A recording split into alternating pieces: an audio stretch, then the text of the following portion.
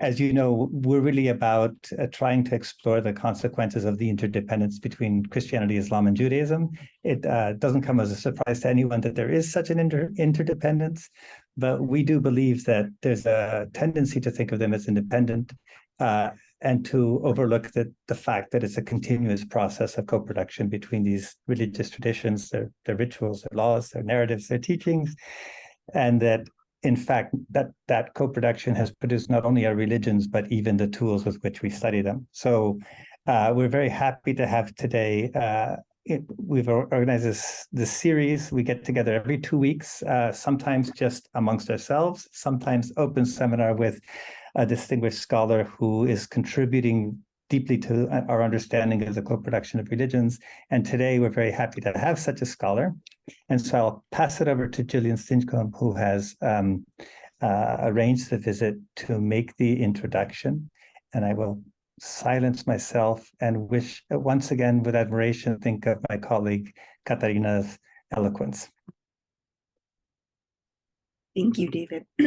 Excuse me.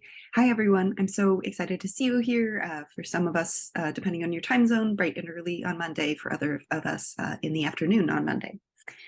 Today, I am very excited to introduce our next speaker, the third public lecture of our series. His work offers, he has a broad range of work, but the work that he's going to focus on today on Enoch offers a really wonderful case study of the potential fruits of a longue durée study of a shared element of Jewish, Christian, and Muslim tradition, and also the productive potential of collaborative work, because this is a project that he's done with Annette Yoshiko-Reed, now at Harvard University.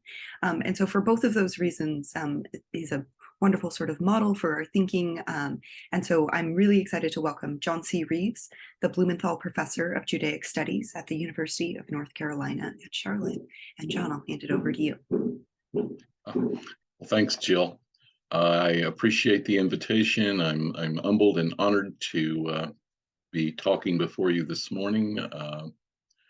I thought that I would speak a little bit about how this Enoch project came to be, and the sort of steps that were taken to bring it finally to fruition in 2018 with the publication of at least volume 1 of Enoch from Antiquity to the Middle Ages.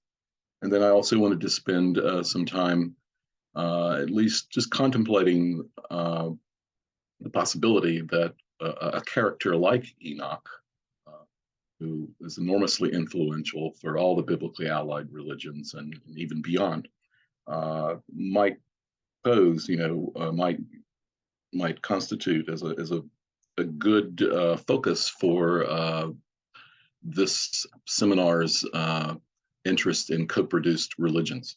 And I'll revisit some stuff that I did a long time ago that tries to look at that character from at least 2, and in some cases 3 different scriptural perspectives. So I'll begin by talking about the Enoch project, which actually started it's about 30 years ago, when the idea first occurred to me that what I would like to do is to try to collect all the different references that we have to books of Enoch in the various scriptural traditions. I had been confronted with this issue in my doctoral research on Manichaeism and the possibility that Enoch literature had a formative role in the way that Mani thought about cosmogony and eschatology. And I was actually looking for another kind of book project that could build on that earlier Manichaean focus. And so what I put together was what I call the recovery of the Enochic library, because we have these different references that talk about the, let's say, loquacity of the character of Enoch. They'll talk about different books being ascribed to him or different teachings ascribed to him. Various ranges of numbers are provided, anywhere from say like 30 books in some of the Islamic Lives of the Prophets traditions up to the seemingly fantastic 360 odd writings that we have ascribed to Enoch in so-called 2 Enoch or Old Church Slavonic Enoch. And so it seemed clear from these, this almost you could say demographic data, that these communities were familiar with a wide range of Enochic textual productions. And so I was just wanted to begin to collect those in a systematic way, first to see if they had any kinds of connections with the older Enochic literature that comes from the Second Temple period, primarily the book known as 1 Enoch or the Ethiopic Book of Enoch, and then secondarily with maybe traditions that come from 2 Enoch, but just mainly just to collect these together and to call this an Enochic library. And so I got some initial assistance from the National Endowment for the Humanities. I got a summer, one of those summer stipend awards, and began to systematically comb through various layers of literature, various Second Temple Jewish productions, early Christian literature, New Testament, early church fathers, and so on. Began to look at traditions that we have in Islam about the prophet Idris, who is most often assimilated to or identified with the biblical prophet Enoch, just to collect what I could of that, and spent about 10 years or so working on that, with the project gradually expanding. Initially it was just looking for quotations of Enochic literature. Then I just began looking for the possibility that some of these writings had some kind of subtextual connection to Enochic traditions. They would make allusions to things that we only have in Enochic literature, for example, like the famous story of the Watchers that you have in 1 Enoch 6 through 16. And about 2002, 2003, it was at a conference actually at Princeton at the Institute for Advanced Study that I talked to Annette about this, and managed to get her on board so that we could begin to collaborate on this. And she was very excited to join me on that particular project. So together we began working on that. Also, there were some people who were aware that I was working on this material from a very early time and would be sending me references. William Adler sent me a number of references. Steve Wasserstrom sent me a number of references from the Muslim tradition. And so together then we were able to kind of bring this to fruition to where it eventually achieved the status of a kind of a 2-part or a 2-volume corpus. Volume 1 focused on the character Enoch himself and his curriculum vitae, so to speak, the kinds of attributes that he had, the kinds of things that marked his scriptural biography as being somewhat unique vis-a-vis his narratological peers. He appears not to have suffered death, for example, but was taken alive up into heaven, and in some traditions even gets angelified, becoming almost a deputy to God himself. And then separating those kinds of issues from the kinds of literary themes and motifs and stories that are associated with the Book of Enoch, primarily 1 Enoch, primarily the story of the Watchers coming to Earth. And so Volume 1 that was published in 2018 focused on the character Enoch. Volume 2, which is still in production, is going to be focusing on those literary themes and allusions. We'll be primarily working with the Book of the Watchers, let's say, plot, as it can be traced through various subsequent literary expressions that we have in Judaism, Christianity, Islam, Gnostic traditions, and so on. And when I began working on the project, my inclination was to group things according to linguistic tradition.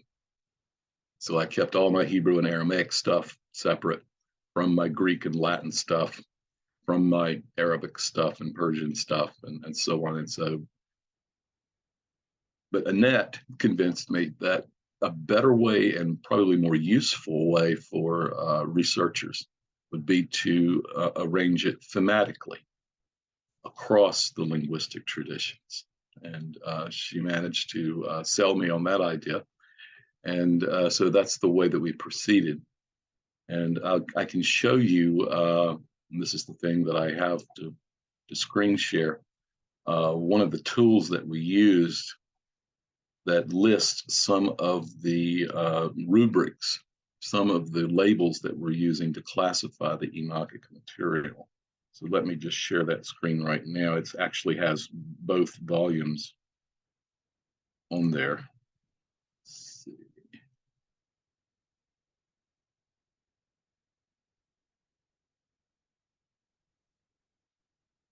Everybody can see this? And what we did was color code the linguistic traditions so that you can see that anything that's red is from the Western Greek and Latin traditions. Blue is Hebrew and Aramaic. Yellow Armenian, pink Coptic, brown Old Slavonic, green Syriac, orange for Arabic and Persian, and purple for Ethiopic. Now, not all of this material made it into volume 1 or volume 2 for that matter, because we wanted to work with those linguistic traditions that we were most comfortable with. And I don't do Armenian, for example. So while I can list things in English based on English translations, like I don't feel comfortable in commenting philologically, historically about Armenian scriptural and parascriptural traditions. But I wanted to make sure that we at least recorded those and indexed those so that we would have them for future reference. And so we can see for the character Enoch, now this is broken down according to the chapters in the first volume, where you have stock epithets for Enoch. So the idea that he is the seventh antediluvian forefather from Adam, and then the various sources would be listed according to their color codes like that in roughly chronological order. Or the idea that he is righteous is an epithet that's often used with the character Enoch. Sometimes he's called the scribe of righteousness, and then sometimes we'd include sort of aberrant sorts of things like Enoch being portrayed as the Messiah of the Lord in one manuscript of the Cave of Treasures, and so on and so forth. But the main ones are the Roman characters. These would be our chapter divisions. Stock epithets for Enoch. This is volume 1. What Enoch discovered, learned, taught, and wrote. Things that have to do with his astronomical learning, for example, or his idea that he invented writing or was a contributor to book culture. Some traditions, and primarily the Muslim world, that Enoch was the first one who was who was able to sew cloth clothing, and so he becomes the first haberdasher. Enoch's roles in human society as teacher, prophet, and so on. You get the picture here. So I'll scroll down and show you what we're doing with volume 2. This is toward the end. His association with different figures. So the themes and motifs characteristic of Enochic literature. So the idea that you have angels who descend to earth called watchers, and whether that descent is sanctioned by God, that is actually something that was commanded by God to take place, or whether it was something that was not sanctioned by God, that they did it in rebellion against God. The idea that you have 200 of them is a number that frequently recurs throughout Enochic literature and its descendants, and that this descent takes place at a particular locale in northern Palestine, Mount Hermon. Names for the watchers, which come largely from the earlier Enochic literature. Synchronizing that descent with other primeval events, like a particular generation of a biblical forefather, like Enosh or Yared, uh, or in the generation of Idris, who is Enoch. Their biographies, what happens when they come down and encounter mortal women, whether the sexual intercourse that takes place between them is virtual or physical.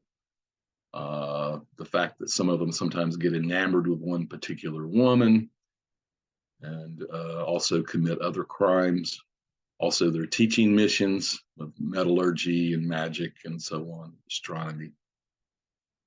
So you get the picture here. The progeny of the fallen watchers, usually identified as giants, large and arrogant, and eat a lot. Sometimes they eat beings and they engage in all kinds of chaotic activities. How they die, whether they kill each other off through civil wars, or if they drown in the flood, or they're burned up by lightning or cast into hell. And then what happens to the immortal souls of these progeny? This becomes one of the prominent etiologies for the existence of demons on earth in certain traditions. And then names that are sometimes given to these giants in the different traditions, whether they're collective like Nephilim, or whether they're individual ones like we find in the Qumran Book of Giants, like Olafia and Takya. And then the kinds of punishment that's meted out to the fallen washers, where they can never come back to heaven, whether it's permanent or temporary, or whether they're punished somewhere down below the underworld, or if they're punished out in the wilderness somewhere, according to one magical text, or sometimes in particularly Muslim tradition, Babylon becomes a favorite place for the punishment of the watchers, based on a Quranic reference to two angelic figures, Harut and Marut, sometimes going to hell and so on. And then linking these sins and punishments to other biblical narrative events, like the flood of Noah, or the punishment of Sodom, or even the final judgment at the end of time. So that gives you a kind of a taste of the kinds of things that we're trying to extract out of the Enochic literature, and the way that we're trying to arrange it to make it most useful for different researchers to use, depending on the kind of work that they're engaged in, which can be remarkably broad, since Enoch serves as a sort of a patron saint, if you will, for so many different kinds of arts and technologies that become particularly important in late antiquity and the Middle Ages. I think, and I hope you would agree, that particular thematic kind of approach to the classification and analysis of Enochic literature is much, much better than my original idea of just keeping it confined to the linguistic registers. Because what I was trying to do there, at least, was to show the genealogy of how this a particular idea would continue through a particular tradition through time, or if it dies out at a particular point, and so on. But once we do it cross-culturally and cross-linguistically, we can see that there's been enormous fertilization of these ideas across religious boundaries and across the different communities. And it also allows for the isolation of certain particularly important motifs to particular traditions as well. So it accomplishes what I originally wanted to do, but it does so much more. Now, having described that, and hoping that Annette is diligently working on volume 2, the way we divided up the work was that I would take prime responsibility for putting out volume 1, and that she would take prime responsibility for work on volume 2. And so we're waiting on her to finish up, and she assures me that she's working on this very hard. So hopefully in the near future we'll have a volume 2 to complement the volume 1 that hopefully most of you are already familiar with. Now, for the second part of what I'm going to be talking about to you today. As I said, I wanted to revisit some of these features of the character of Enoch that might allow for a possible utility in a co-produced kind of environment that you're working with. And the first thing that I want to try to return to is the notion of the idea that the Quranic prophet Idris commonly comes to be identified with Enoch, and why that might be the case. Now, during a Quranic rehearsal of the careers of a series of biblical figures to which Islam accords the title prophet, we encounter the following enigmatic statement. It's in the 19th surah of the Quran, verses 56 through 57. It says, "Mention in the book Idris, for he was a truthful one, a prophet, and we raised him to a lofty place." Now, given the clear biblical provenance of the names that appear in these verses' immediate environment, and right around that point in the Quran, you get references to Moses and Abraham and Noah. One might legitimately expect Idris to be a biblical character, just like Moses and Abraham and Noah are. But as all of you know, neither the name Idris nor any plausible permutation thereof figures in either the Hebrew or Christian Bibles. Now, some Western scholars, as you know, have sought to resolve this identity crisis by positing that there's been some kind of corruption in the transmission of the Quranic name. But their suggestions are actually not very compelling. On the other hand, the post-Quranic Muslim interpretive tradition, as we find it in tafsir and in histories, avers that the prophet Idris is in fact identical with the biblical antediluvian forefather Enoch. Now, in spite of this important testimony, and it appears early, and it recurs repeatedly throughout Muslim literature, some modern scholars continue to harbor doubts about this identification.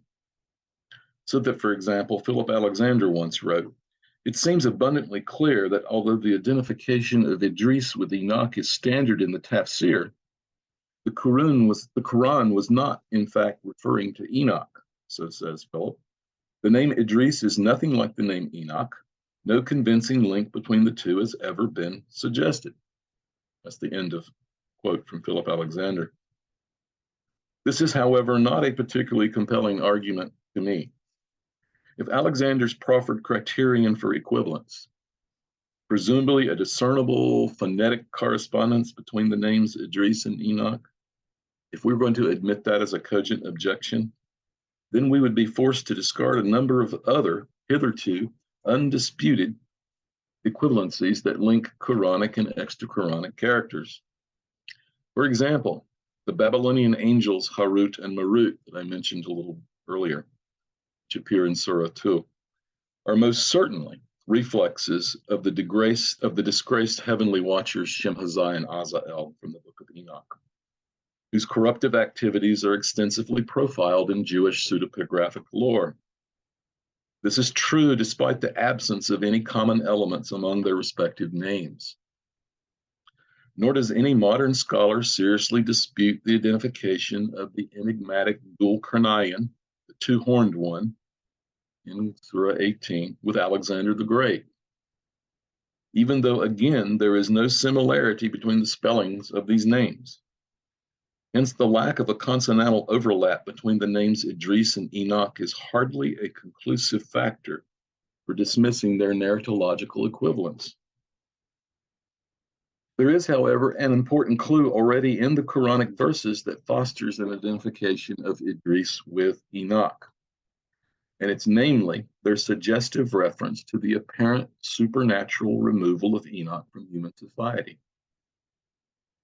"We raised him," the Quran says, "to a lofty place."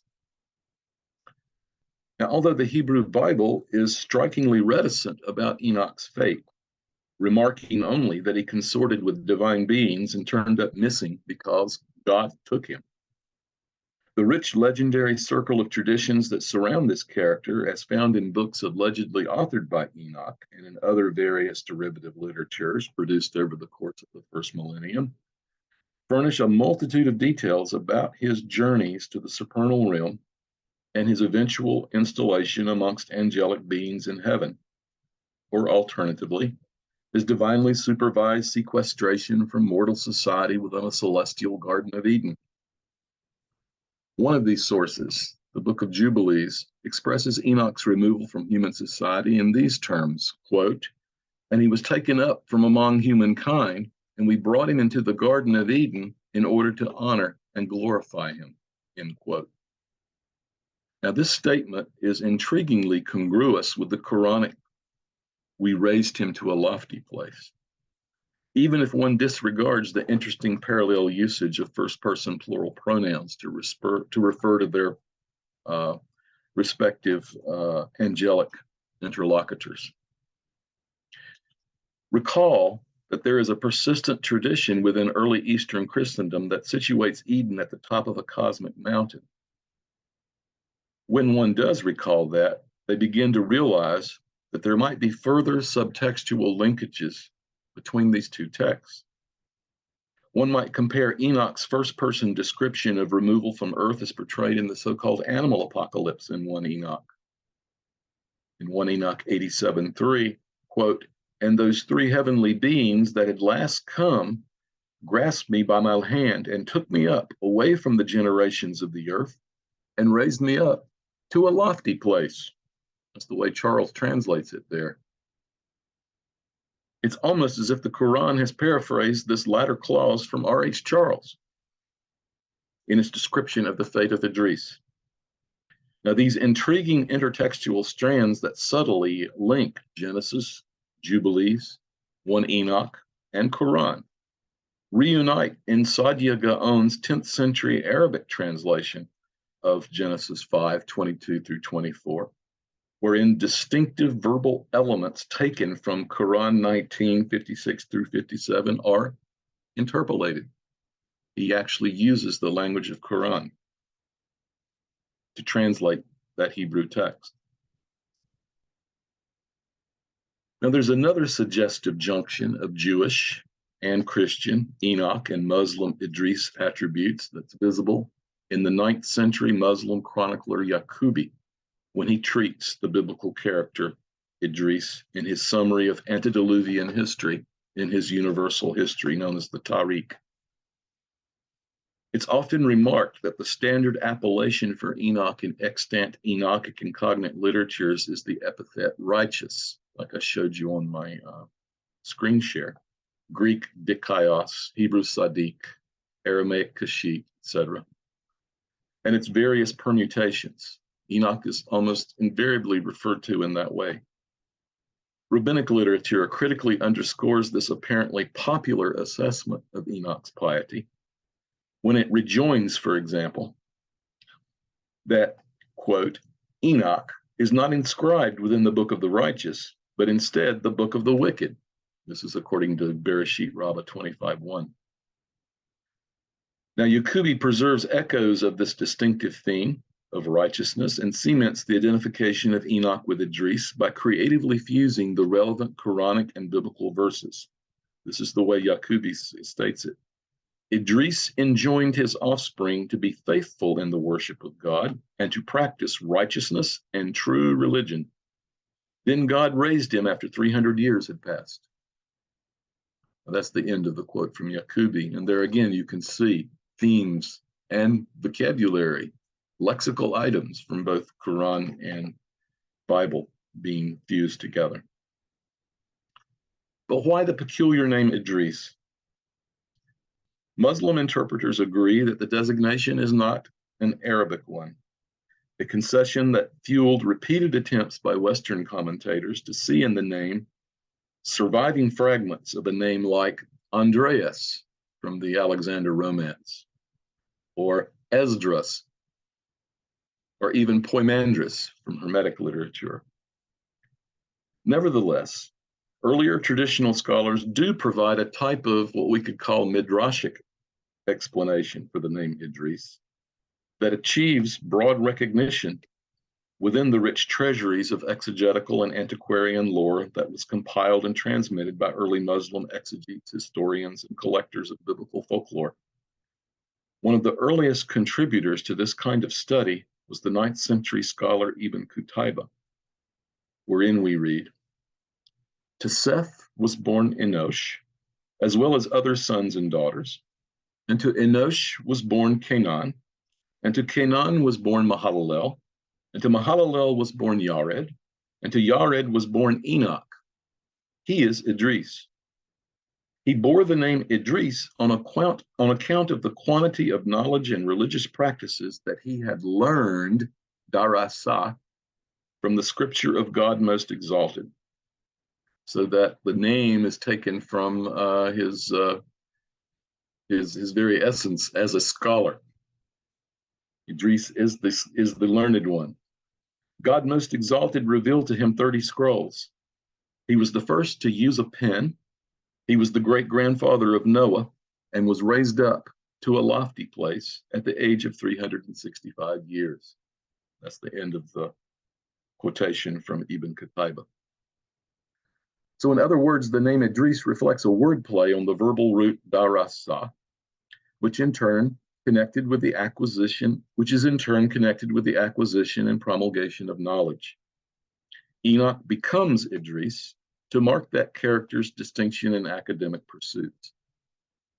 Unsurprisingly, this is precisely the type of curriculum vitae that's exhibited by the character Enoch within Jewish and Christian pseudepigraphic sources. He's the first to write. He becomes proficient in astronomical and calendrical lore.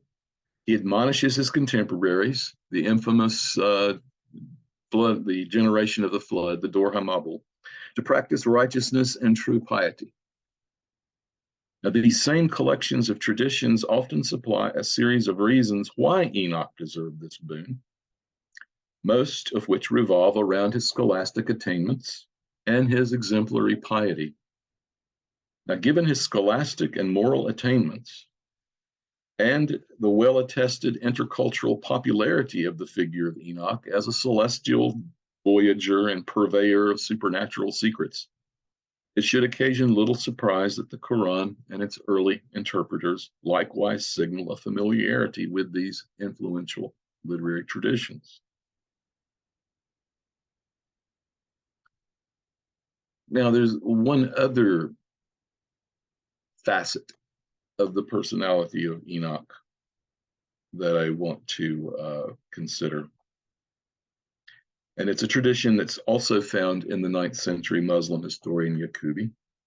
While he's summarily rehearsing the career of the prophet Idris, who is most often, as we've seen, identified with the biblical forefather Enoch.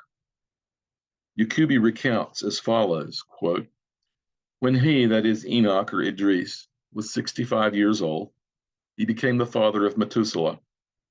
He admonished the descendants of Seth, together with their wives and their children, about descending from the mountain, for this possibility distressed Enoch. He summoned his offspring, Methuselah, Lamech, and Noah, and he said to them, 'I know that God is going to inflict a great merciless punishment on this generation.'" That's the end of the quote. Now, several things are worthy to note in this short extract. And probably the most noticeable is Yaqubi's obvious reliance here, not upon Bible, but upon the Christian Cave of Treasures legendary cycle for the basic narrative thread of his own biblical history. His dependence is instanced in this present citation by its presumption that the progeny of Seth inhabit the slopes of a mountain, which mountain we learn from the Cave of Treasures cycle is the one at whose summit is paradise. Now, the place of dwelling of the descendants of Seth contrasts with that of the wicked progeny of Cain, a group who indulge in all manner of debauchery and who inhabit the plain below. Much of the narrative tension in the initial chapters of the Syriac Cave of Treasures revolves around the corruptive danger posed to the line of Seth, who are here playing the role of the sons of God that are signaled in Genesis 6:2, by the degenerate offspring of Cain, who are playing the role of the mortal women of the same verse. Now, what's equally intriguing here, though, are the words that are spoken by Enoch in this story. Direct discourse in Yacubi's biblical history is sometimes tied to quotations from written revelatory discourse of various types, such as in order to situate a Quranic declaration or pronouncement within a narrative setting. In other words, biblical characters sometimes speak words that are associated with them as authors or actors in other scriptural sources. Enoch, as we have seen above, enjoys a reputation for literary production. Hence, when Enoch speaks, as he does in this pericope, you have to be attuned to the possibility that he might be quoting from some allegedly Enochic scripture. He summoned his offspring, Yacubi says in his quotation, Methuselah, Lamech, and Noah, and he said to them, I know that God is going to inflict a great merciless punishment on this generation. Now compare this Enochic oracle in Yacubi with the first statement attributed directly to Enoch that's recorded in the initial chapter of our present 1 Enoch. There it says, I have something to say, not to this generation, but rather to a distant generation. Am I speaking? 1 Enoch 1:2. Now, this latter authentic Enochic citation explicitly associates the proper target audience for the contents of 1 Enoch with a generation who is living near the anticipated end of days or eschaton. Not, it explicitly emphasizes his antediluvian contemporaries. But the Yacubi citation reverses this dichotomy and identifies Enoch's message in this instance as being directed not to future generations, but instead specifically to this generation, namely his peers. So the this generation, distant generation interplay between these two widely disparate literary sources strikes me as deliberate. The problem comes in analyzing its import. Is it simply a matter of signaling the author's awareness that a prophet's primary mission is to convey warnings to his own people during his lifetime, and that Enoch, given his status as a prophet, must have had some message for his contemporaries, not just for future ones? Might the author be consciously tweaking the rhetorical structure of 1 Enoch, in which case one must concede the intriguing likelihood that some form of 1 Enoch would have been known to either Yacubi or his source? Or might the author be informing us that there is in fact another book of Enoch, still awaiting modern discovery, that featured oracles and visions pertinent to this generation rather than a distant one?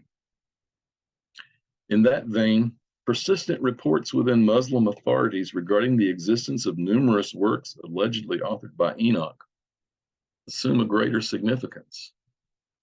And we do know from historical sources that books of Enoch occasionally pop up in periods of social unrest, particularly in the transition between the Umayyad and Abbasid regimes in Iraq in the mid-8th century. There's a book of Enoch that supposedly was prepared that described some of the tribulations that were supposed to take place at that time during that transition, that was produced for a particular Syrian church community at that time. So but Enoch is a fruitful character to think about in terms of this co-production idea that Katerina and David have come up with. And I'm hoping that maybe together we can maybe solidify some of this and point to some other aspects of this. That's what I'm prepared to do, other than answer your questions now or to continue the conversation. So I hope that gives you a kind of a picture of the kinds of stuff that I've been doing and hope to do and would like to continue to do in concert with others. Thank you. Thank you so much, Sean. That was so rich and so interesting. So now we are going to continue the conversation. If people have questions, they can use either the raise hand function in the chat, or excuse me, on your screens, or you can put your name in the chat. I will moderate. I will, call the name. So John, you don't have to worry about any of that. I'll keep the list going. I will take. I see Sarah has her hand raised, which is excellent. I am going to take moderator's privilege to ask the first question of the group. And I mean, so once again, thank you. That was so fascinating. I felt like so much of what you were saying resonated with themes that have already kind of appeared for our group. And most importantly, factors of collaboration, knowing that and working with Annette, of course, was such a big factor in the making of this volume, but also even, getting different sources from William Adler and Steve Wasserstrom, just thinking about like the broad networks that help us do the work that we do. And another element that we have talked about in some of our seminars actually is we've talked sometimes about like longevity of academic works, basically how sometimes we sort of cannibalize ourselves, but other times things have real sort of staying power. And I was thinking about how you explicitly think about the Enoch volume as a sort of middle step, as expanding on what other people have done, but as providing a resource for future researchers, to think about things. And so I was wondering if you could maybe speak to how like envisioning this as a middle step sort of affected your thinking about the project. Was it sort of, it seems like it offers maybe constraints, but maybe useful constraints. But I was wondering if you could speak to that, how that affected your thinking and some of the decisions that you made in putting together the volume. Well, I can try. Of course, I wanted to produce the definitive work, right? One that needed no supplementation, but I knew that wasn't going to fly. And given the massive material that we've been working with, I just wanted to try to put it in a form that other people could use and exploit, and to develop further chains of thought off of, knowing that I and Annette together would never be able to do what all these other scholars would be able to do with what we provide them. But no, I would love to have the volume, be the definitive statement, and it can't be, but no, that's not possible. I don't think that. And so, in terms of constraint, no. We deliberately left some stuff out, as I mentioned before, like Armenian material.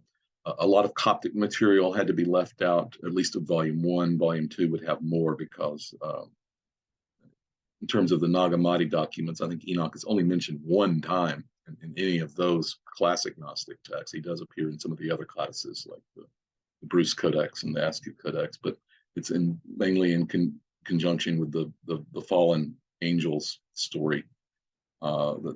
That material would be picked up on. And I know George Nicholsberg surveyed a lot of Christian Coptic literature from late antique Egypt that has Enochic stuff in it that would appear in like volume 2. So people, I noticed in some reviews of volume 1, they complained that you didn't have this, you didn't have that. Well, that's because of the thematic constraints that we were working with in volume 1, which is character Enoch, not so much story, that line that the Enochic books have, and eventually that will appear.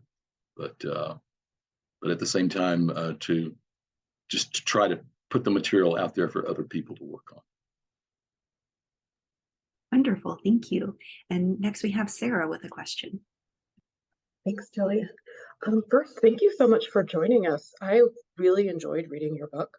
I was blown away of sources that you used, as well as kind of the multiple genres. Like if we're just looking, just the Arabic sources themselves, the fact that you kind of dove into the Qisas al-Anbiya and the Hadith sources and exegesis and Sira literature, to me is just really, really impressive.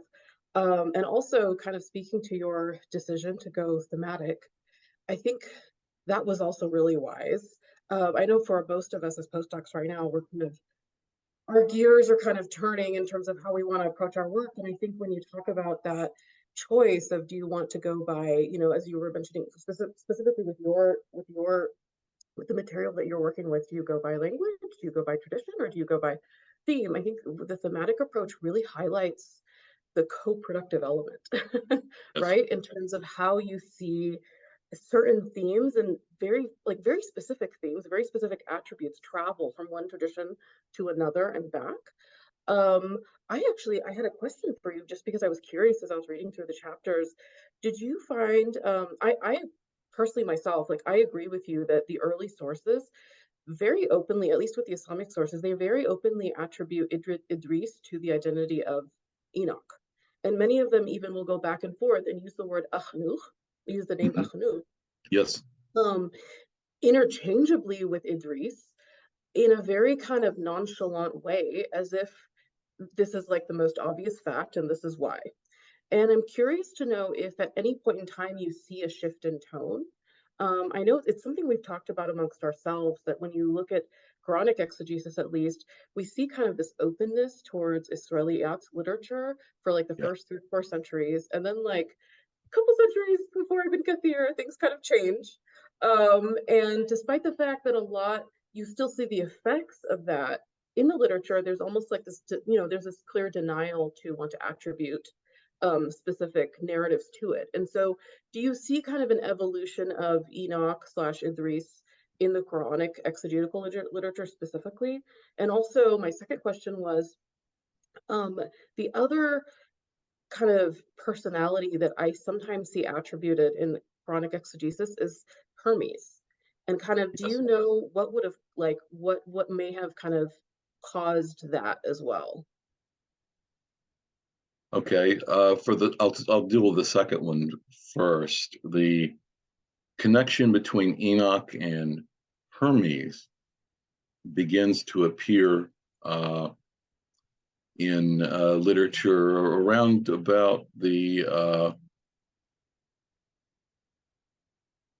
I know it's later, right? It's like at least 9th or 10th century, but I wasn't sure. no, you have it's certainly present in the astronomical writings that you have in the 9th century, like with Abu Mashar. Okay. And you have material, though, that predates that, like Jahiz asked a question of one of his interlocutors. Can you show me why Hermes is the same as Idris? He uses those 2 names in the same sentence. So it's already happening in the 9th century, but it's something that I think that they've picked up from Hermetic tradition earlier, where you have the fusion of the Hermes and Thoth figures, the Egyptian scribal god, who are going to be connected with Enoch in Hermetic tradition from Egypt. And you already have this taking place in like Philo of Byblos and in some of the not the Corpus Hermeticum, the 16 or 17 tractate collection, but the fragmenta that are associated with that. The Stobaeus fragments, for example, there's a treatise that's called the Kore Cosmo, in which Hermes and Enoch are fused together, that dates from around the 4th or the 5th century of the Common Era. So this is coming from, let's say, a scientific kind of direction, to where then you get the identification with Enoch, Hermes, Idris, and the idea that you have 3 of them, Hermes Trismegistus, now becomes, you know, Hermes, the thrice most powerful, now becomes 3 separate Hermeses, so to speak. It's a difficult thing to pluralize, Hermeses. And the first Hermes would be identified with Enoch Idris because he's before the flood, and then you have a second Hermes who's immediately after the flood. He comes to be associated with Noah, and then a third Hermes is going to assume the role of the old Egyptian deity and be associated with the production of alchemical literature and stuff like that. So it's a more murky background, but it's coming through the, let's say, the scientific / philosophical / theosophic kind of literary stream, as opposed to a kind of a scriptural religious stream. Now, in terms of the first thing that you were asking, the different say, attitude to that kind of assimilation. You're right. Later that you get, there's more suspicion that's devoted to those who want to try to promulgate so-called Jewish stuff amongst us, and so you are going to get some lash back against that possible assimilation between Enoch and Idris, but it's not as, I think, because it's been embedded in the tradition for so long, it's not quite as fierce as it is for some of the other kinds of suspicions that the later generations are going to raise. But it's undoubtedly present later sources. I hope that addressed both of your. It does. I've been so curious because a couple of us have actually been looking at exegesis just on some of these themes, and it's been interesting to me which themes have kind of exegetes have chosen to really kind of, what's the word, alter in terms of what material they choose to include at a certain point, and which areas they don't. And like you said, it's been really interesting with the Enoch narrative. It doesn't seem, I just wasn't sure, but like as you were saying, it doesn't seem like they touch that material as much, even though they clearly probably do from the perspective of what they see as coming in from Israelite literature. Nonetheless, the majority of exegetes seem to maintain this identity of Enoch with a chanuch, as they call him. Yes. And they do that from the very beginning, as you said. Yeah. Wonderful. So our next question is from David Gyllenhaal. First of all, thanks so much for the presentation. Just welcome. Seeing the Word document kind of made my day, because you don't often get a chance to sort of see a book's skeleton, and it's just very cool. I had a question about two names that I saw popping up in that document and that are also in the book, Al-Kifti and Ibn Abi Usaybiya, because they have this really distinctive take on Enoch that kind of distinguishes him from other scriptural figures who you can use as sort of a barium trace to look at interconfessional relations. There's obviously a lot of scriptural figures who you could follow through different linguistic traditions and come to conclusions about them. But what's weird about Enoch is that he's invoked by Ibn Abi Usaybiya and Al-Kifti as the originator of a sort of distinct form of wisdom. I mean, they literally just call it hikmah, which is not confessionally restricted. They're both writing these sort of biographical dictionaries, and they encompass Christians, Jews, and Muslims who are good at, I mean, in one case, Ibn Usaybiya, he's focused very specifically on physicians, but hikmah is bigger than just medical knowledge. It's also astrological knowledge, all sorts of technical knowledge. So I guess my question is, like, what qualified Enoch to be carved out as the originator of this sort of weird strand of wisdom where it is divinely revealed in some sense, but it's not confessionally restricted, which makes it kind of different than, I mean, it's different than the kind of wisdom, the revealed wisdom that you get in like Hadith traditions. Right. So like, what is it about Enoch that qualifies him as the originator of a more confessionally permeable form of revelation? And also, is that totally distinctive to the Islamic tradition, or does that kind of interconfessional sort of like mediator role pop up, get attributed to him for any other religious traditions? That last question is pretty tough. With regard to the first things you were saying, the two biographers and the biographical traditions that they have about Idris, Enoch, are being mediated largely through that Hermetic lens. And the way that Hermes Trismegistus has been imagined, let's say, in his various Christian and Islamic guises, incorporates a lot of that medical knowledge, and not just medicine, but the kind that's connected to the stars, irradiation of the planets, the making of talismans and stuff. And so they're more connected to that material than they are to the earlier scriptural stuff. So they follow the scientific line of transmission that I was talking about a little bit before. And so I think that's why their stuff looks a little bit different, because they're more indebted to that trajectory. In terms of the intermediary, I'm trying to think if we have any, let's say, miracle traditions that are associated with the character of Enoch in either Jewish or Christian literature. I can't recall that there's anything like that. So I'm thinking that most of that is going to be grafted onto him through his Greco-Egyptian guise as it emerges in later Hermetic works within Judaism, Christianity, and Islam.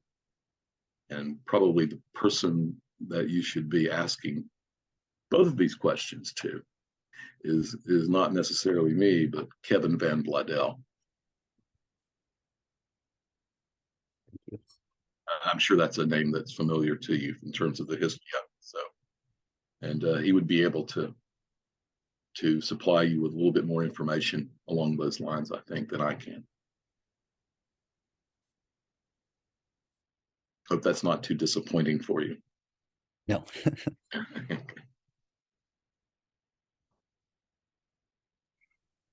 I think you're right that the Hermetic tradition and the fact that it's not associated, or the fact that let's say the Hermetic tradition's relationship to traditional confessional boundaries is messier. I think that's probably the main reason. I also wonder if, to a certain extent, his antediluvian positioning also makes him a little bit, I mean, I'm fascinated by like questions of time and temporality and how people in the past are engaging with the past. And I guess Adam would be like the comparanda for thinking if there's something about antediluvian figures that maybe make them a bit more amenable to this sort of interconfessional fungibility, to use a phrase that has come up in previous sources or previous conversations in the seminar. I like that. I like that. Yeah. Oh, for sure. Then that way, Enoch, Idris / Hermes can then become the teacher of people like a Moses or a Muhammad later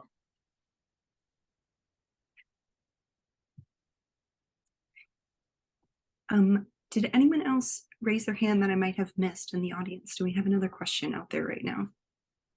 Oh, here we go. Maureen, thank you. Hi. Thank you very much for your talk and for your book. I had a question, but I will take it on the other side of the chronological range. I was wondering about the appearance of, not the appearance, but the elaboration of Enoch in Jewish Apocrypha. And I was wondering if you had some input as to why he appeared in this specific time, as in why his specific characteristics were given to him. And my question is basically related to the invention of writing, because in the Hebrew Bible, such inventions are, to my knowledge, not problematized. Writing just exists because Moses used it to write, or God, depending, and it just exists. It's not problematized. But if it seems to me like in the late Hellenistic period, the Jewish tradition wanted to insert the appearance of writing into biblical narrative or para-biblical narrative. And I was wondering if we could discern the influence, for lack of a better word, of the Greek milieu in which such inventions are explained by mythical traditions. That's my question.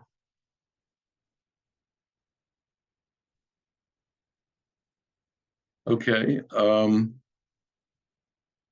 I think that the association of certain kinds of achievements, like the invention of writing, with a character like Enoch, doesn't necessarily have to be dependent upon what's happening, let's say, in the Greek milieu, even in the Second Temple period, but it could actually be a feature of the profile of that particular character that didn't quite make it into the biblical narrative.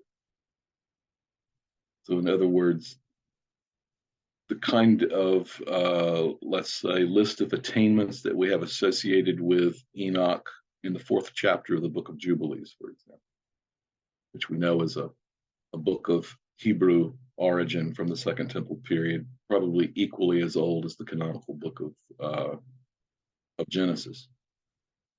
That we already have these kinds of achievements that are associated with that particular forefather, the 7th character, right? The 7th person who appears from Adam, the invention of writing and astronomy and calendar work and certain kinds of sacrificial attainments and so on. And that this might have been actually part of a more, let's say, primitive elaboration of antediluvian history that the Masoretic text of the book of Genesis has chosen not to follow. So I'm not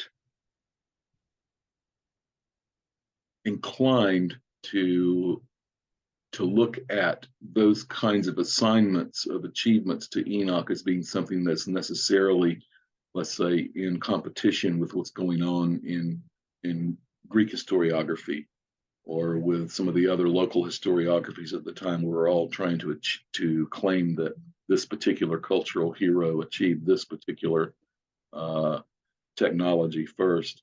That is not necessarily happening in that kind of environment. Very well could have, but that it was already a part of, let's say, Israelite mythology prior to the appearance of the Masoretic text of the book of Genesis.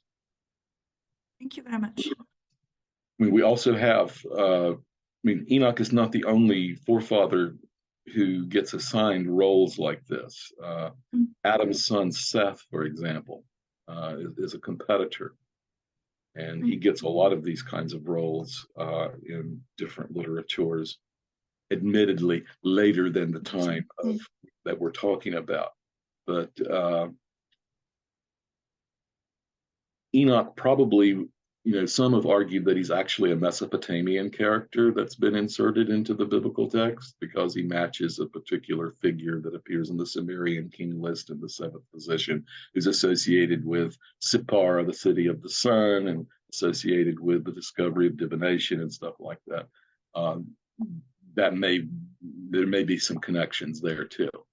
It just depends on how you want to argue about the intellectual affinities of the priestly school of writers of the book of Genesis, or whoever is responsible for doing this. I personally think, if we're going to talk about biblical criticism, which is an area I've worked in the past, not so much right now, but in the past, that there's some close connections between the Enoch stuff and stuff that we have in P, or the priestly document, in terms of their fixations, their interests, and the themes that they like to pursue. Thank you. I hope that didn't sound too incoherent.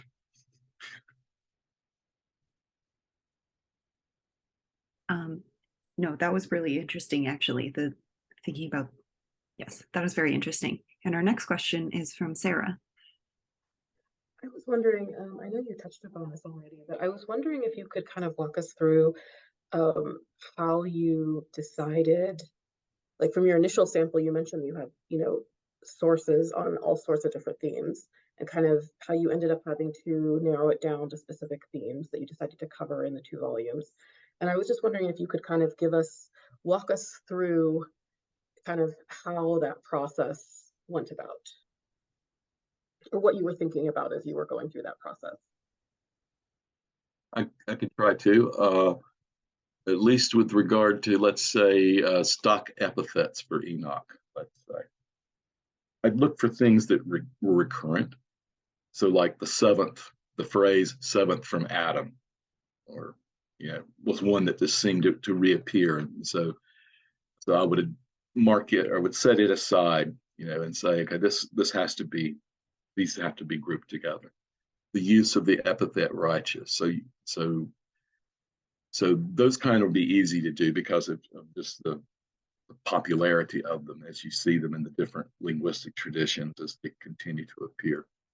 Others are a little bit more subjective, I admit, and probably could use some refinement, and certainly could be added to depending on, I guess, what I happened to see that day in a couple of texts that I happened to be reading side by side, you know. And this is one of the reasons why we leave it open-ended for other scholars to work on too. They might come up with a totally different list of affinities and things that they would want to focus on. So yeah, I admit that's a bit subjective. Once you get past the purely statistical, like this appears so many times, it has, you know, it becomes obvious, versus like Messiah of the Lord. Why did I include that there? Because I just thought that was just so unusual. You know, that's only one time, or actually twice, because it appears in one of the Syriac Chronicles too, but it's probably connected to that one manuscript of the Cave of Treasures that identifies Enoch as a Messiah. Thanks.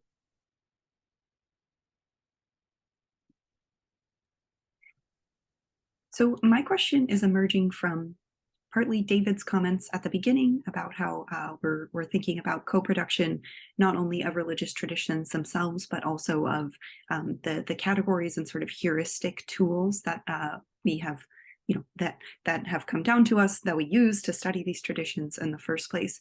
And so I was wondering if, in your experience of working on the book, you had a moment of maybe like rethinking the categories that you were sort of trained to be inclined to use in this, or if there were, yeah, like heuristic or other sort of like traditional categorical groupings that you, you know, decided to, you know, realize that you wanted to rethink in light of the work that you've done.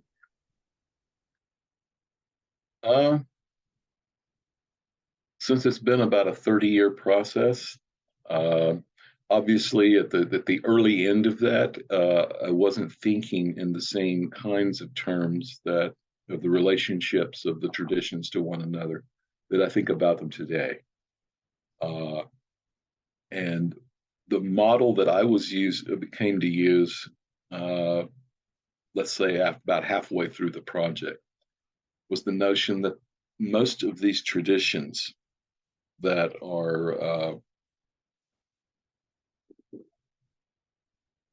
in play here in the Enochic volume sort of speak a common language, in that it's a kind of a grammar that's closely attuned to Bible or biblically affiliated.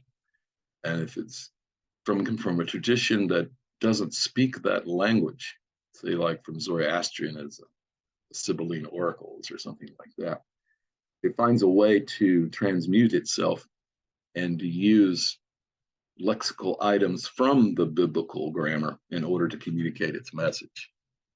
And so I looked at it more dialectically, like that, as a kind of what I called an Abrahamic kind of dialect, or an Abrahamic idiom.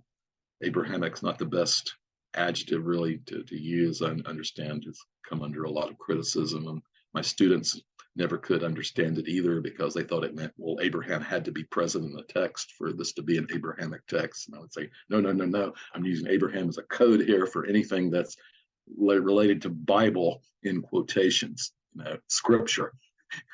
I'm trying to strip all religious affiliations, and particularly canonical kinds of associations, from that. So that was more the paradigm that I've been working in over the last 10, 15 years. The co-production idea is something that's brand new to me. You may recall that when you first issued the invitation, I asked you for a definition of what you people were doing, because I wanted to make sure that we were compatible in some way. But I'm happy to having read the manifesto, and I'm happy to be working more in that direction now, and to perhaps acquire a better vocabulary that I've been using beforehand. Thank you. Our next question is from Jonathan Binyam. Dr. Reeves, thank you for the presentation. I have a question that similar to a point that David Gyllenhaal brought up, which is the way that Enochic traditions in general and the figure of Enoch in particular tend to be used in relatively neutral ways as far as intersectarian polemics go. And I'm more conversant in Enoch and the Ethiopic tradition. And one of the things that I was thinking of what during your talk is the extent to which there are clear borrowings from Muslim iterations of the Enochic tradition, as well as, of course, Christian ones in medieval Ethiopic texts. But I couldn't really think of a moment in which Enoch is utilized polemically, even in texts that are kind of by nature polemical as a whole. And I think, you know, part of what Jillian mentioned, what you yourself said, is this notion that Enoch is a figure that comes in the antediluvian period, and he's not a prophet like Moses or Jesus that has stakes, so to speak, as far as the confessional narratives that are circulating in the three different traditions. But I do wonder, since you've done very meticulous, like, cross references of these various themes, to what extent you came across polemical uses of Enoch, and to me, Enoch is the paradigmatic apocalyptic figure, to the extent that he is, one Enoch in particular is the paradigm of divine revelation that's given to a figure who then commences this tradition of transmitting that divinely revealed knowledge. But at the same time, the apocalypse also contains within it a harsh rebuke to anyone that doesn't align with that specific tradition. So just as well as there are right knowledge or divinely given knowledge, there's also evil knowledge, like knowledge that actually corrupts and knowledge that's actually wrong.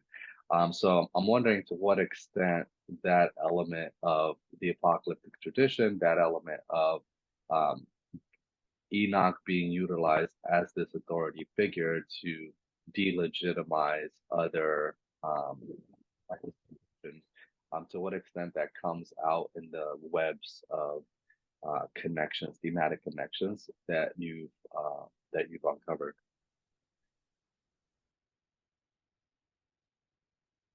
Most of the, let's say, negative associations of the Enoch character that are at least discussed in volume 1 emerge over time. Early Christian church fathers of the 2nd and to a certain extent the 3rd century don't seem to have a problem with Enoch yet, but that begins to change with figures like Origen, who begin to realize that that, at least in terms of the Jewish tradition, that the writings associated with Enoch are not entertained as being something that are scripturally inspired. And so that begins to switch to a negative kind of evaluation of writings of Enoch. So that the writings, you have books that are associated with the name of Enoch, either they're false, they're fake, or they're definitely something you need to avoid, because they become associated with particular expressions of Christian religion that we don't approve of anymore. You have a similar kind of, let's say, distance that's taken from the figure of Enoch in classical rabbinic literature. And this probably is due to the kind of popularity that he's enjoying outside of those boundaries in terms of the eschatological teachings and the scientific teachings and the wisdom tradition that's associated with him, amongst other groups. But that, of course, eventually begins to at least die down, because Enoch eventually is going to be taken up within Jewish mystical literature in his angelified form as the angel Metatron. And you'll have a whole series of books that are going to be associated with a character like Enoch, whether they're real books or imaginary books, like in the Zohar and in the Jewish mystical tradition. So, so you do have some attitudes like that are expressed at different time periods amongst different communities that show a kind of a suspicion of the character of Enoch that are based, I think, almost exclusively on the kinds of importance that's attached to him by some of these outside groups that they disapprove of. One of the big holes in Volume 1, and for that matter, Volume 2, so far as I'm aware, in our Enochic tradition coverage, is precisely the medieval Ethiopic tradition as it pertains to Enoch and his book. And I understand that there's quite a bit of stuff there, and that was just too overwhelming to take on at the time. But I'm hoping that eventually we'll be able to include more of that material.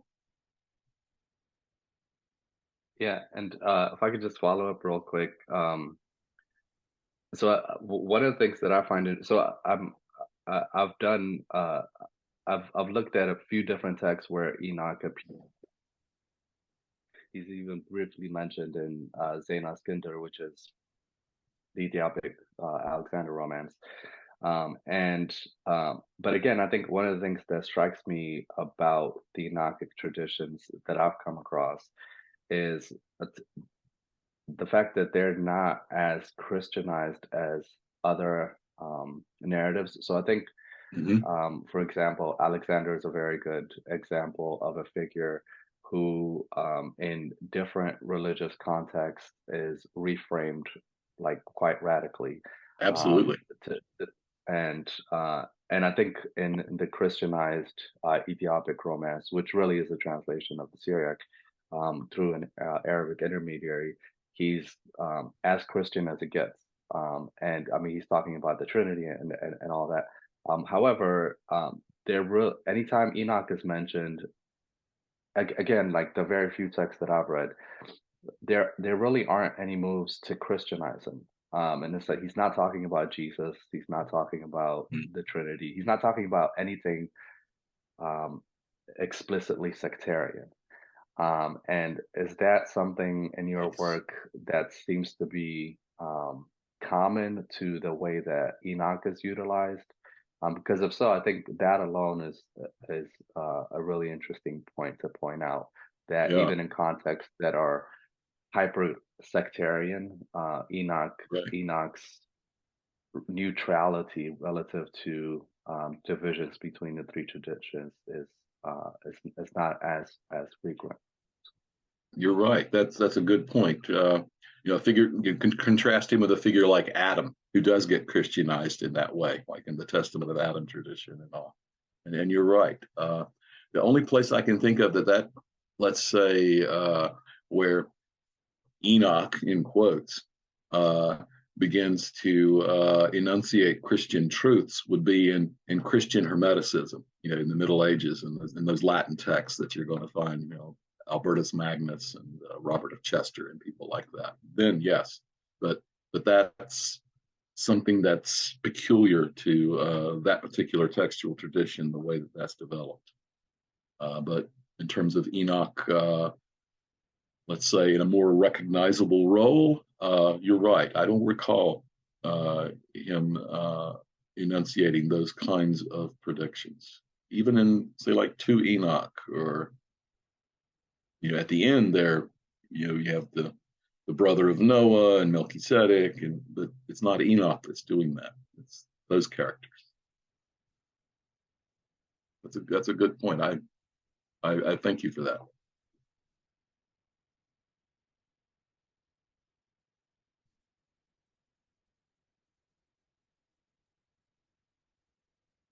All right, David is our next question. I think this is actually a really linear follow-up to Jonathan's comment. How like iterative or iterable do you think the method that you adopted for Enoch potentially is for? There's a lot of scriptural figures, or also scriptural pericopes, I guess, that you could sort of use as a barium trace in exactly the same way, follow them through multiple languages and multiple confessional traditions and see what you can learn about how those different confessional and linguistic traditions are knit together. I mean, obviously the problem with picking somebody like Joseph is that there's way too much of it. It would be crazy. Like nobody could do that. So, I mean, is there something really distinctive about Enoch that makes him uniquely susceptible to this? Or do you have like other scriptural figures who you immediately think like, yeah, if I were to do this again, that's like, those are the people who would be near the top of my hit list? Well, you're right. There's some that are the greatest hits that are going to be impossible to do, like your example of Joseph, or even in Adam. But some of the minor characters, though, who played an outsized role in the constitution of certain communities or certain scribal circles, a Seth, say, for example, could probably be done along the same lines as Enoch, although I'm not willing to take that on right now.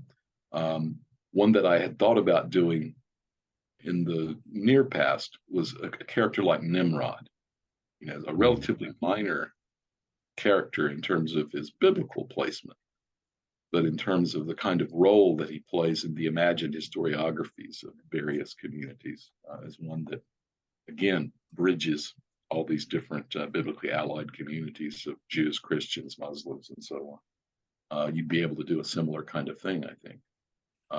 So you have to pick somebody that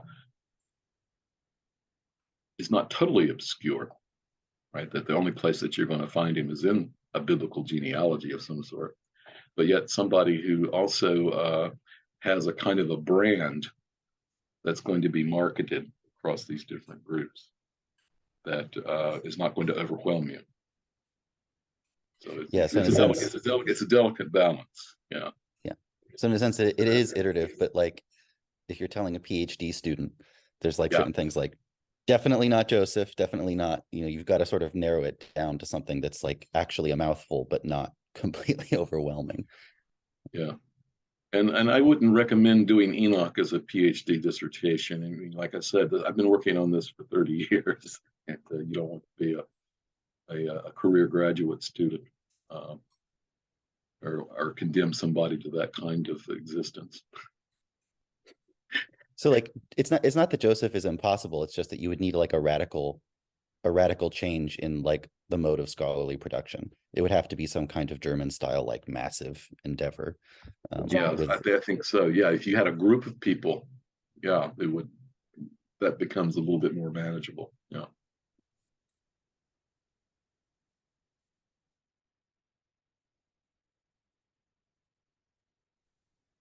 All right, it seems like oh, perfect. David, next question. I don't really know if I can formulate this as a question because I'm so ignorant about the topic, but it's so marvelously rich. But your use of the phrase historiographic imagination encouraged me to raise my hand. Because I wonder, I mean, one of the things, of course, that's marvelous about picking a figure like Enoch or Seth or Nimrod. Nimrod is a great one because of all the roles he plays in imagining the history of civilization. Yes. Thing about picking a figure is that, well, it seems to, in some ways, it stacks the kind of analysis that's going to be possible. One could have, for example, I mean, I'm all for picking the figure, but one could ask at the same time the question, what are the available historiographic imaginations in any one moment, and how are they interacting with each other? So I think about earlier you said that the association of Enoch with writing might have been a pre-existing Israelite idea that just didn't get redacted into the Masoretic text.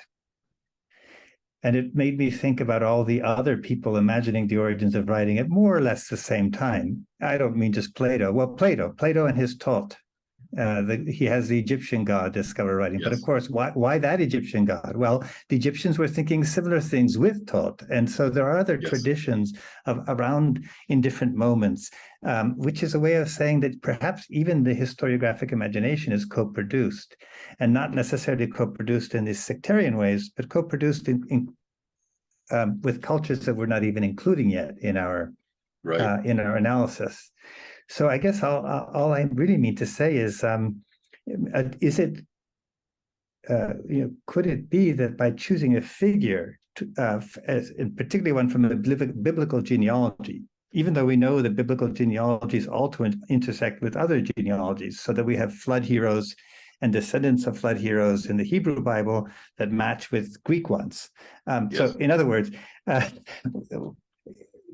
by picking a biblical figure, and do we become too Abrahamic in our co-production? Do we start to lose sight of all of these other massively deep and rich cultures that were also co-producing whatever we mean by historical imagination in the various layers of moments that we're studying through Enoch?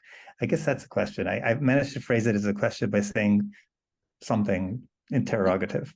It's also very confused, and forgive me, but it was all triggered by your many of your points and many of the questions. Thank you for this for joining us. No, that's an excellent observation and question, and I would respond by saying that we're going to have a fulcrum point from somewhere, and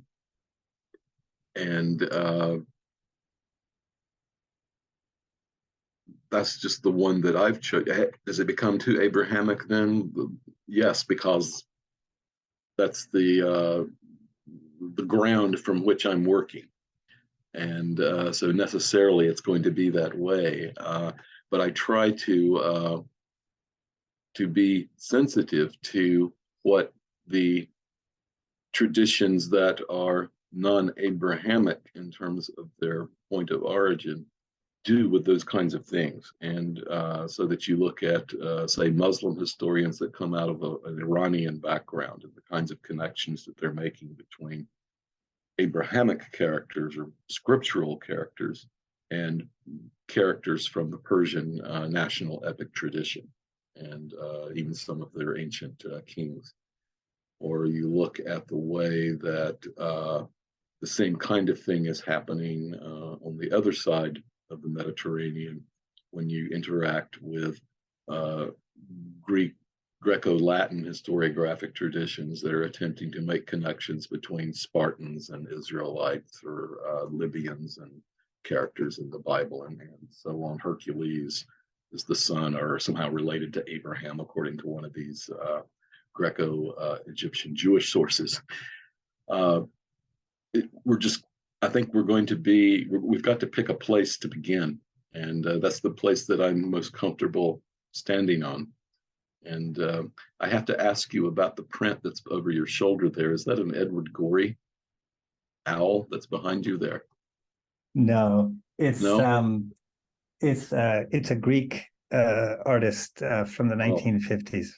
Oh, okay. I was going to say that the eyes on the owl look a lot like an Edward Gorey kind of print. But it's very appropriate for our topic to have the Owl of Minerva. Yes, yes. Sorry about that. I'm just distracted by that. But I hope I addressed what you were trying to find out from me. Oh, absolutely. I was in no way implying any criticism of choosing a fulcrum at all. I was just pointing to the way in which our own discussion pointed out how imbricated any fulcrum is with cultures that are beyond the reach of the discussion, and particularly leveraging off your desire to put it all to identify these things in Israelite culture, even when they're not named as being in Israelite culture. Yeah. Because I suspect that moment in Israelite culture owes something to Achaemenid and Egyptian and Greek and so on and so forth. And so I think you were absolutely right to just point that out. It's our way in. Again, thanks. You're welcome. Back to you, Jillian. I mean, so it has been slowing down a little bit. Does anyone have any other questions that they want to ask John to continue this conversation? I have pages and pages of notes right now. I found this to be a very rich and stimulating discussion. Oh, wonderful. Paul, please. Yeah, I just have one question that just came up like this. Maybe it might be a very dumb question because I really don't know anything about this, but I was wondering, does Enoch play any role in magical texts such as magical bowls or amulets and so on and so forth? I was wondering that because, I mean, you mentioned the names of Harut and Marut, whose names most probably come from the Pahlavi, and who are actually found in one particular magical list of Nomina Barbara under the name Artat and Amurtat. Right. And so I was wondering if the same thing could be said about Enoch. Does he appear in any magical text, and if so, under what name, or could that maybe possibly shed a light on the Idris of the Quran? Enoch does appear as a major kind of character in Jewish magical literature. In the incantation bowl corpus that's been published to date, there were some early transcriptions of the name Enoch, most of which have been reread now. To where there was even a reference to a school of Enoch, as I recall, in one of Montgomery's magical bowls, but that's been viewed as a misreading of that particular text. But if we take it away from the magic bowls, which don't seem to be quite as productive for Enoch, we do have references to Metatron, the angelified Enoch, in most of this stuff. But if we go into Hebrew magical literature of the Middle Ages, you have particular spells that are ascribed to Hanok bin Yared, or that will be taken from Sefer Hanok. So that, yes, Enoch is associated with magical literature in the Jewish tradition. Thank you.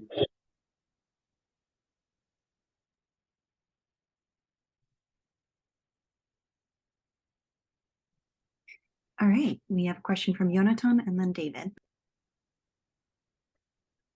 So this is a really quick, more of like a technical question, but I was wondering if you'd come across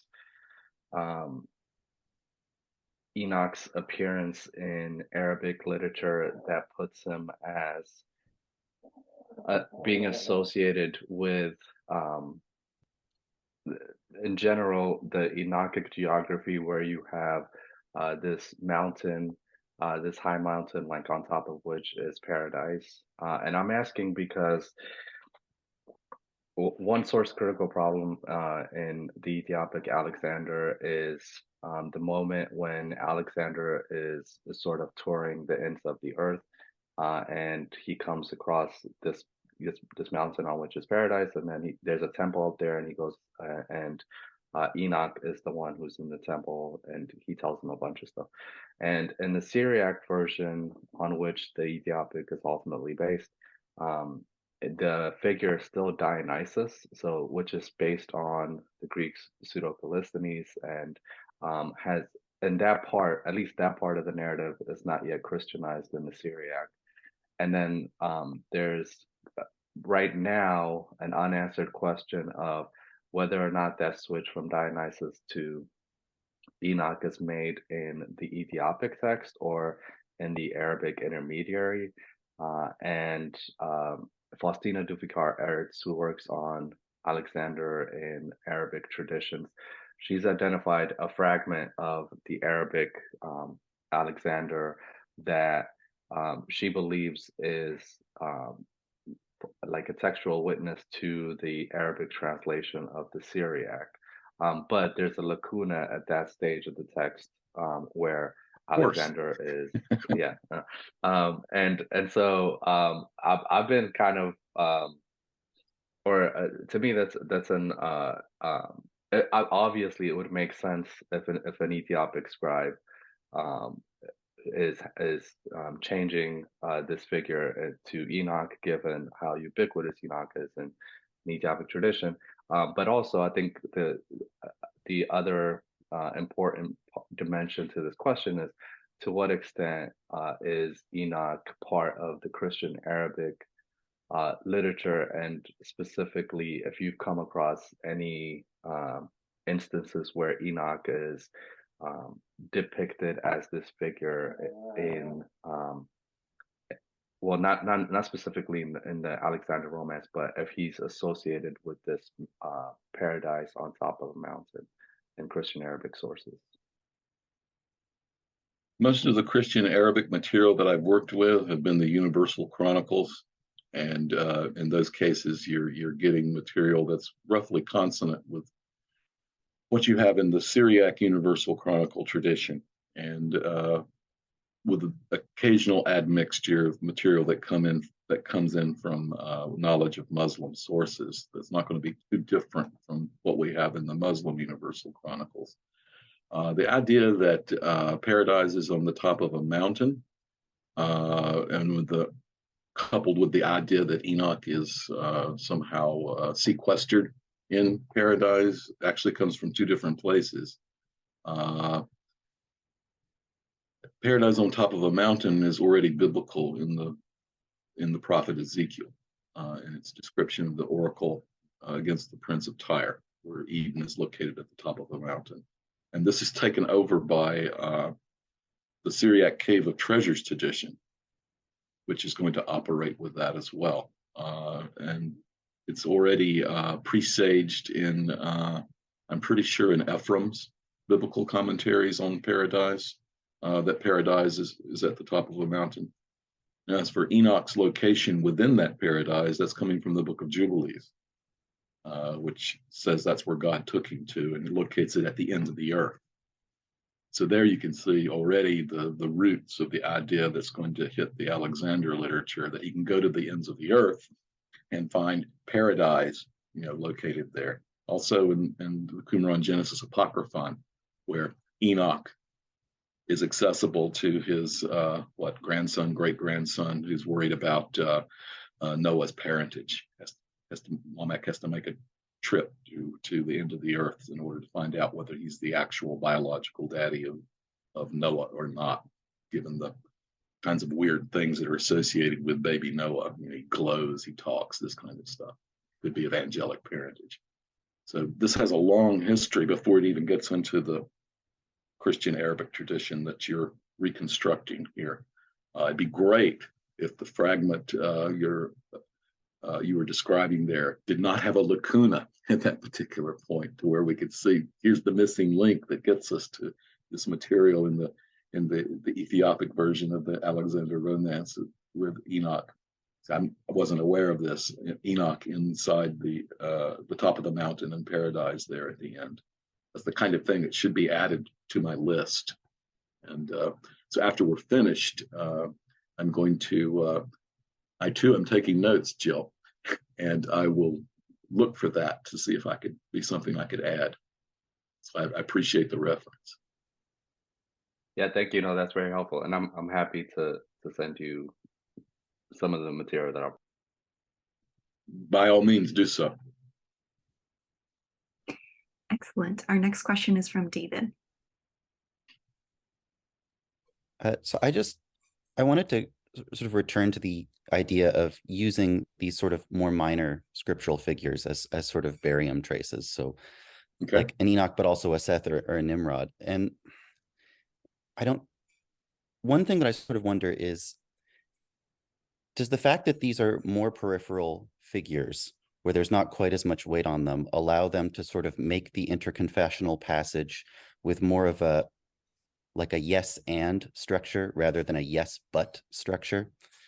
But by which I mean, like, so somebody like Abraham, he's so central to all of these scriptural traditions that traditions about him can make an interconfessional passage. They can, you know, make the transition, but they tend to come with a yes but, in that sort of like, you know, if you have a bit of tafsir, it's likely to say something like, you know, the Jews say that Abraham is from Ur, and they're right about that, but they also say, you know, X, Y, and Z. They're wrong about that. They left out the part where he came down and founded the Kaaba. And in a sense, he's very central to all these scriptural traditions. So there's always sort of a yes, but when you're taking traditions. But I don't really, it seems like there can be a much smoother, less fraught transition, sort of more of a yes and with these more minor figures. I mean, is that an accurate perception, or is the is the sort of confessionalizing pressure just as strong? I'm just not recognizing it. No, I think the way that you framed it, I agree. There's some more, let's say, gaps in the vita of these characters that just cry out for fulfillment in some way, and so that they become amenable to manipulation, amenable to become the mouthpieces for certain, say, favorite ideologies or proclamations of some kind, to which make them more attractive than to particular sectarian communities down the line. So I think you're right in saying that. The reason I was recommending it is it makes it easier on you as the researcher. That's the main thing that I was concerned about. But yeah, and Abraham versus Nimrod, there's no contest. I mean, you want to go with the Nimrod kind of figure, the kind that doesn't necessarily have a lot of baggage coming along with it early on, but that is amenable to manipulation in various ways by the fertile imaginations of later writers, storytellers, fabulous exegetes, and so on, who wring out every possible drop of meaning that could be extracted from the few words that are ascribed to them in the various scriptural texts that might be devoted to them.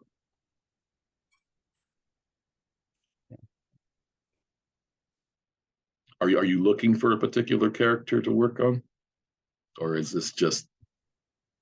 No, it's just interesting. I mean, it's just sort of, it's a really striking contrast with, I've worked with some sort of like more scripturally central figures, and mostly in tafsir, and so there's always this sense of like, where's the tahrif? You know, where's the falsification that's happened? If it's a really central figure, even if it's somebody like Aaron, there'll be a real imperative for sort of like the Jews and the Christians say such and such about him, and that's partly true, but they miss the point. That wouldn't be a bad character too. Yeah, Aaron would be good.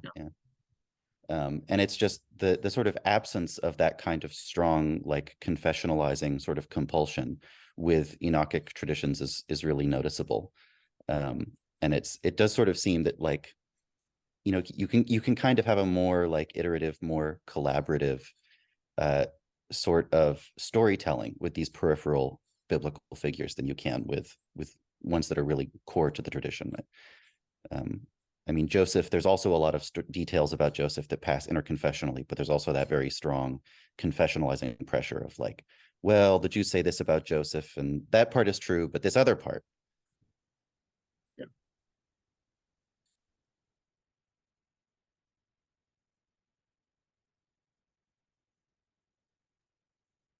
All right. Well, we are making our way towards the end of the time that we had scheduled for this. So I think if nobody else has any questions, I don't want to put pressure on anyone, but also I think if nobody else has any questions and no one is raising their hands, then I think we can just say thank you and our goodbyes on the just a couple minutes early here. John, thank you so much for such an interesting talk, provoked such interesting questions and conversation. I will ask that the postdocs stay afterwards so we can do a little bit of business for a few minutes. But everyone else, thank you so much for being here and for your participation today. And I hope that everyone has a really good Monday. Thank you for having me, and I enjoyed meeting you and talking to you and learning from you as well. And if anybody has material they want to ask me later on, don't hesitate to send me an email. I'm not teaching any classes until mid-January, so I will be available to you. So don't be shy. Thank you very much, John.